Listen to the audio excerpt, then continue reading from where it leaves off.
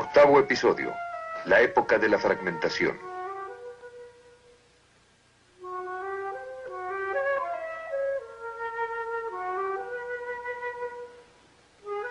Monet, Renoir, Pizarro, Sisley y Degas eran naturalistas, como se llamó entonces a su pintura. Eran impresionistas. Pintaban lo que les impresionaba a la vista. ¿Pero había realidad detrás de las ondas de luz que les llegaban a la vista? Después de 1885, Monet llevó esto hasta su conclusión y la realidad tendió a transformarse en un sueño. El impresionismo abrió el camino para que el arte llegara a ser el vehículo del pensamiento moderno. En tanto la realidad se transformó en un sueño, el impresionismo se vio desplazado. Estos hombres, Cézanne, Van Gogh, Gauguin, Seurat, todos los grandes postimpresionistas sintieron el problema, la falta de significado. Decidieron resolver el problema, encontrar una forma de regresar a la realidad, a lo absoluto, más allá de las cosas individuales, más allá de los particulares. Finalmente, fracasaron. No estoy diciendo que los pintores estuvieran conscientemente pintando su filosofía de la vida, pero sí digo que en su obra en general, su concepto del mundo se reflejaba a menudo. Cézanne redujo la naturaleza a lo que él consideraba las formas geométricas básicas. En esto buscaba un patrón universal que abarcara todo tipo de cosas individuales en la naturaleza misma. Esto dio una apariencia mutilada y fragmentada a sus pinturas. En sus bañistas hay mucha frescura, mucha vitalidad y absoluta maravilla en el equilibrio de la pintura en general. Pero pintó no solo la naturaleza, sino al propio hombre en forma fragmentada. Quiero enfatizar que no estoy minimizando a estos hombres como hombres. El leer a Van Gogh en sus cartas es llorar por los tormentos de un hombre sensible. Tampoco minimizo su talento como pintores. Sus obras, sin duda, son a menudo de gran belleza.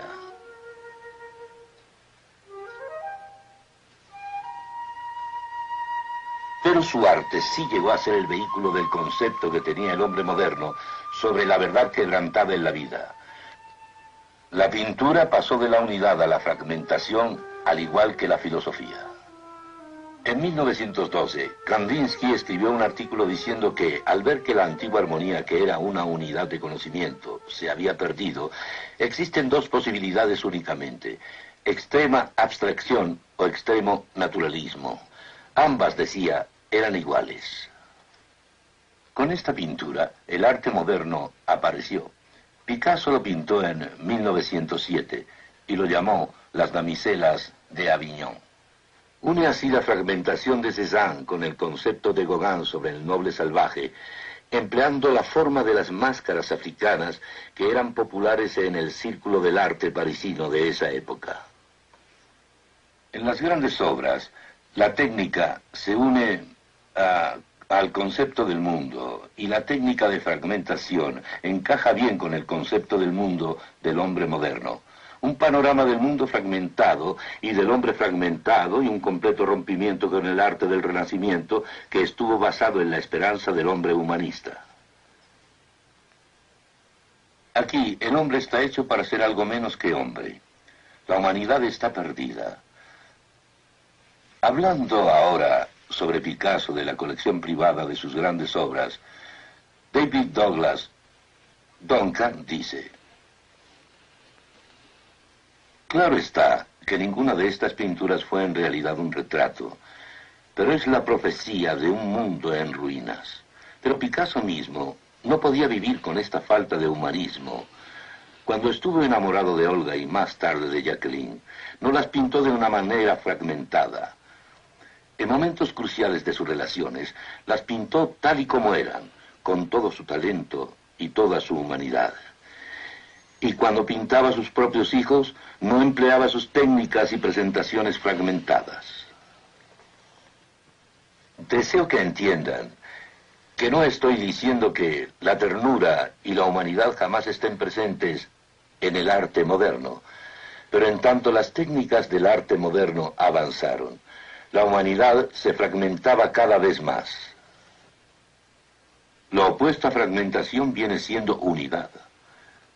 Y los antiguos pensadores filosóficos creyeron que podían obtener esta unidad a partir de una base humana. Y luego se olvidaron de esto, y el pensamiento moderno ha aceptado la fragmentación como un fracaso, en realidad un fracaso que la mentalidad humana, partiendo de ella misma, no puede obtener una unidad de ideas y de vida. Por unidad entendemos que es lo que incluye todas las ideas y todo en la vida. Y esto puede obtenerse, claro está, si Dios ha hablado y no ha permanecido silente, y al brindarnos los hechos que el hombre no encontraría por sí mismo. Entonces hay unidad, dentro de la cual está toda esa maravillosa diversidad que el hombre puede estudiar, y en donde tiene un lugar unificado, ya sea en el conocimiento o en los valores, en la vida. Fue el dadaísmo el que llevó el concepto de que todo es una cuestión de azar, a su lógica conclusión de la absurdidad última de todo, incluyendo la humanidad. De Marcel Duchamp, el desnudo descendiendo por la escalera. Duchamp quizá entendió con más claridad y con conocimiento lo absurdo de todas las cosas, incluyendo al hombre, en base al concepto del mundo del hombre moderno. Él llevó la fragmentación aún más lejos. El ser humano desapareció por completo. Él creía que lo absurdo de todas las cosas incluía lo absurdo del arte en sí. Este es un ejemplo de sus obras. Tomaba cualquier objeto a la mano y simplemente lo firmaba. Los filósofos, a partir de Rousseau, Kant, Hegel y Kierkegaard en adelante, han olvidado la esperanza de una unidad de vida y de conocimiento y han pasado a un concepto fragmentado de la realidad. Luego, los pintores pintaron de esa manera. Sin embargo, los artistas, siendo hombres sensibles, rápidamente llegaron a entender cuál iba a ser el final de este concepto, y este era que todas las cosas son absurdas.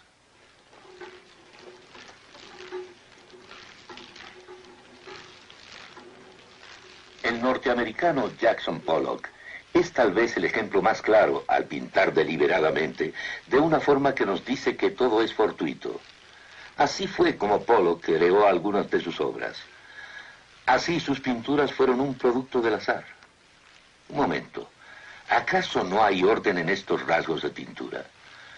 Sí, porque verán, no era en realidad el azar el que daba forma a sus lienzos. El universo no es un universo fortuito, tiene un orden. El movimiento de esta lata de pintura que se columpia sigue el orden del universo en sí. Este no es lo que estos pintores dicen que es. Fue una filosofía humanista en bancarrota que primero enseñó que la razón conducía al pesimismo y el optimismo solo se puede encontrar en el área de la sinrazón. Esta básica idea se filtró directamente en el arte, y luego en la música clásica, y luego en la música popular.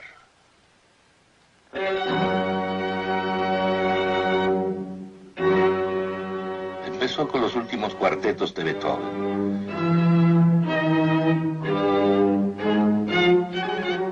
No es que sean modernos, pero fue un cambio de la música anterior.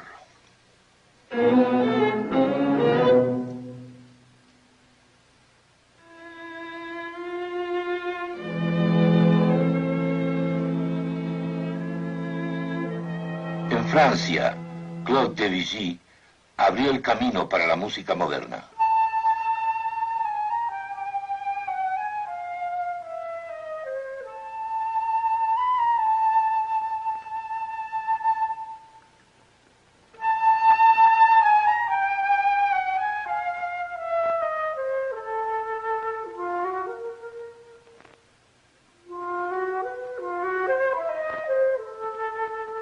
Muchos de nosotros sentimos una profunda admiración por su música y en verdad la disfrutamos mucho.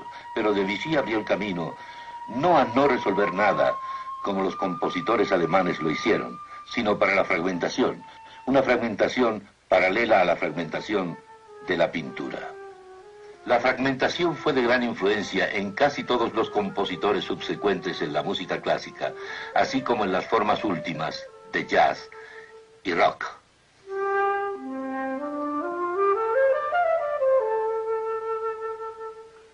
En Alemania, después de Beethoven y sus cuartetos, vinieron Wagner y Mahler.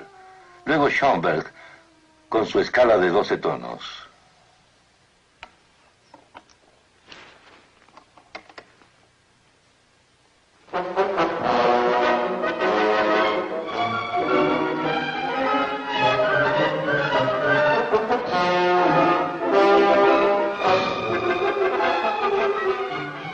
Aquí hay perpetua variación, pero jamás resolución.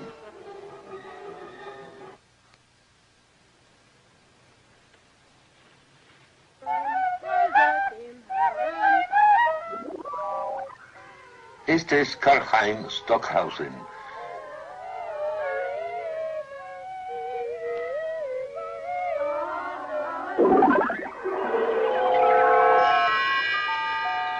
Estamos escuchando una partitura de música electrónica. En lo que se refiere al elemento del azar, fue parte de la obra de Stockhausen, que es lo que lo une a John Cage.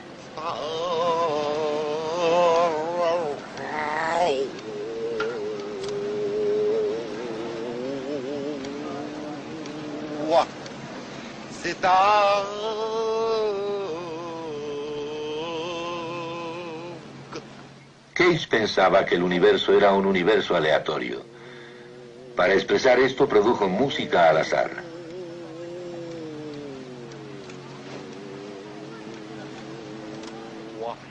Esta música se transformó en auténtico ruido.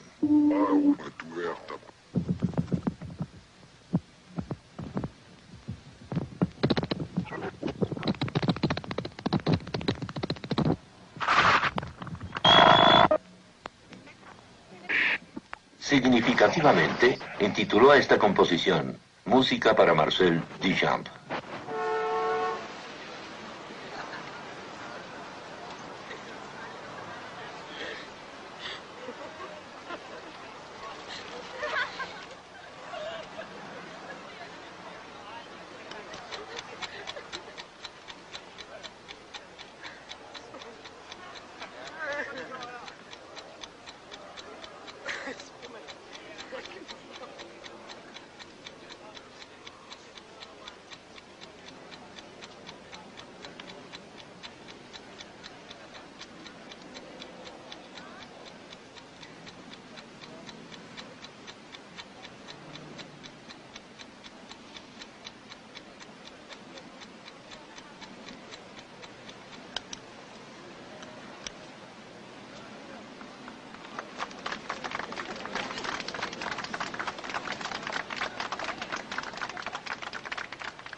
John Cage fue otro que no podía vivir con este concepto del universo fortuito, porque no encaja en el universo que existe.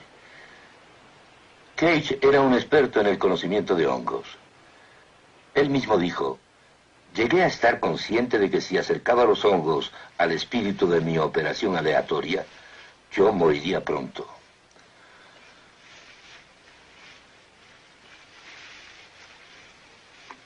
Su teoría del universo no encajaba en el que ya existía.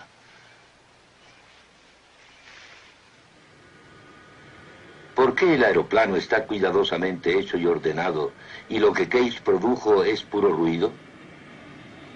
Porque el aeroplano debe volar en el universo que existe, y hay un orden de líneas de flujo en el universo que existe.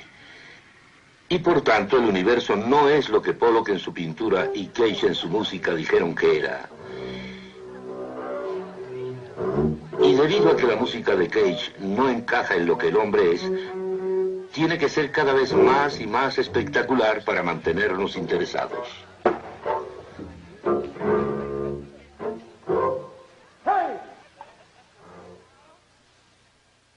Qué contraste con Bach, que tuvo mucha diversidad y además gran resolución.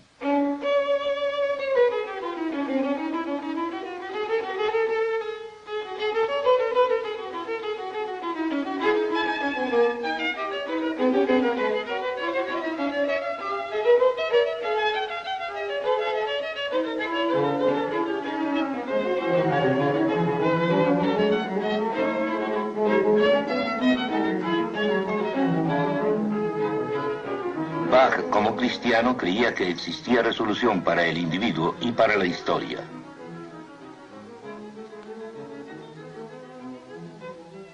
En tanto la música que aportó la doctrina bíblica de la Reforma fue influenciada por aquel concepto del mundo, así el concepto del hombre moderno da forma a la música moderna.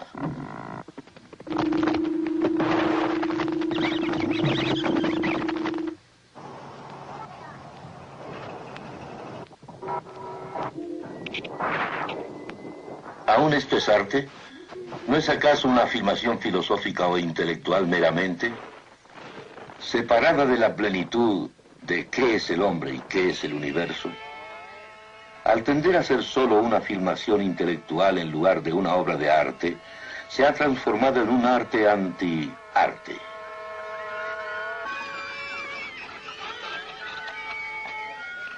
Después de la filosofía, el arte y la música, la poesía, la novela y el drama llegaron a ser el vehículo de estas ideas.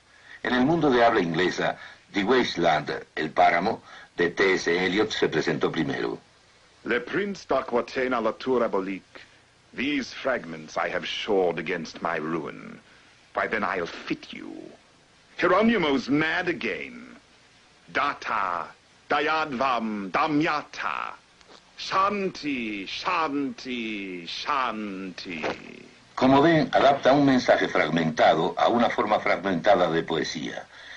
En cuanto Picasso abrió el camino para un concepto fragmentado de vida en las damiselas de Aviñón, también la moderna poesía fragmentada en el mundo de habla inglesa comenzó con El Páramo de Eliot. Luego, Eliot se convirtió en cristiano y su forma de escribir varió de la de El Páramo. Más y más, la filosofía se expresaba no como enunciados formales de filosofía como tales, sino más bien en la novela y otras formas de arte. Sartre escribió Náusea, Camus, El extranjero y La peste. Y Simone de Beauvoir, L'invité, la invitada.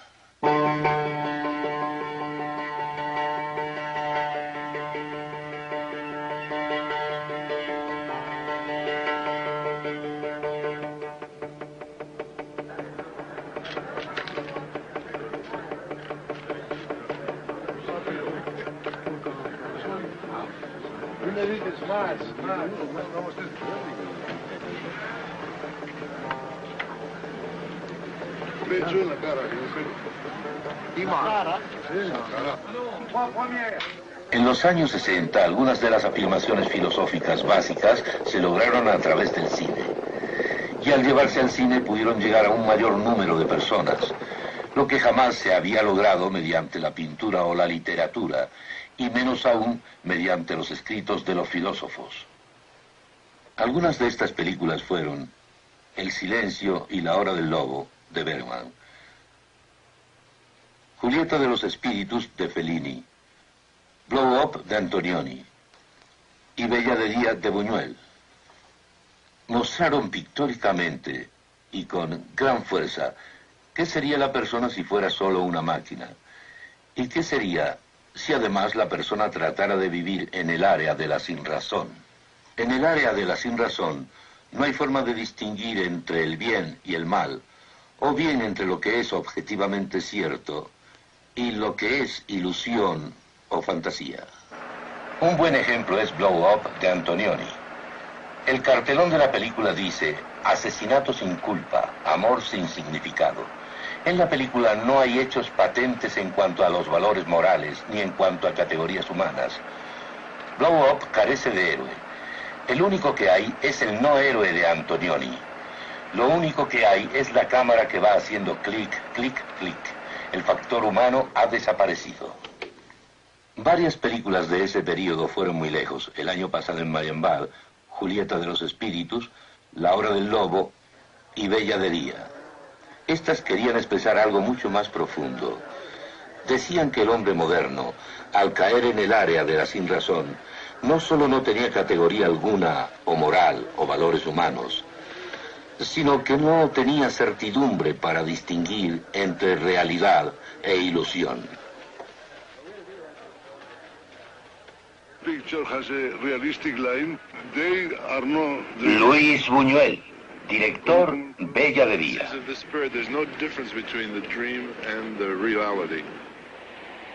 Federico Fellini, director de Satiricón.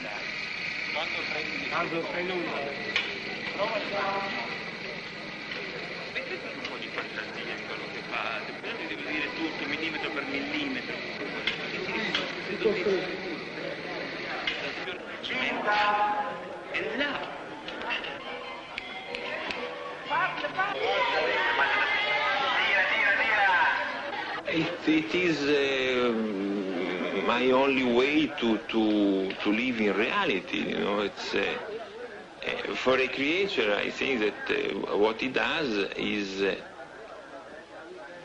only reality. E urlate l'altalena dell'amore, tante volte dovete dire l'altalena dell'amore. Pronto? Come on! To don't give meaning to the reality means that you don't understand no more reality. A reality can appear also like a monstrum, things without any meaning. Bergman fue un claro ejemplo en este respecto. Dirigió La Hora del Lobo, en donde uno no puede notar la diferencia entre lo que es real y lo que es fantasía. Lo que se exhibía estaba sucediendo realmente o estaba en la mente de uno de los personajes. Si la persona piensa a partir de ella misma y cree que vive en un universo en el que no hay un Dios personal que hable, un universo como el que Bergman indicó en su película El Silencio, entonces no tiene una manera final de distinguir entre realidad y fantasía o ilusión.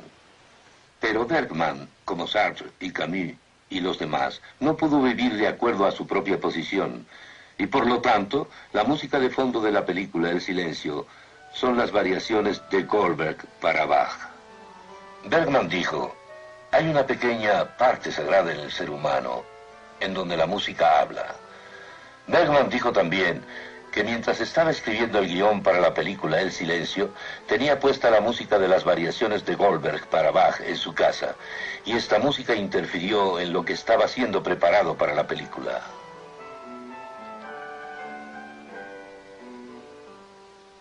El cristiano sabe que la música habla, sabe que el hombre no es un producto del azar. El hombre está formado a la imagen de Dios, y sobre esta base es comprensible que la música sea música para el hombre. Y debido a que Dios ha hablado en la Biblia, no hay entonces silencio, y existen verdades concernientes a los valores morales y a los humanos. Y existen categorías sobre las cuales distinguir entre realidad y fantasía. Para la gente en la posición humanista, esto no es así. Dentro de esta posición no hay base para conocer. La cristiandad no es romántica. La Biblia no es romántica en cuanto al hombre, pues es visto como ser caído, es visto en rebelión, es visto como rebelde contra Dios. Con toda la generosidad de Dios y con todo su saber, tiene, por un lado, el circundante universo y su forma y la masculinidad del hombre, y por otro lado, el más detallado conocimiento de la Biblia y la revelación en Cristo. El hombre es un rebelde, y como la cristiandad no es romántica, no cree que esto se pueda pasar por alto. Pero habiendo dicho eso, el cristiano no es pesimista. No es pesimista en dos puntos. Primero que nada, la historia debe tener una meta. Parte del mensaje cristiano es que Cristo va a volver, y esta es la solución final. Pero cada cristiano que en realidad entienda las Escrituras, al igual que cada generación, está esperando, luchando y tratando de hacer todo lo que puede, no solo para que los individuos se conviertan en cristianos, sino para que la cultura sea afectada por estos individuos cristianos.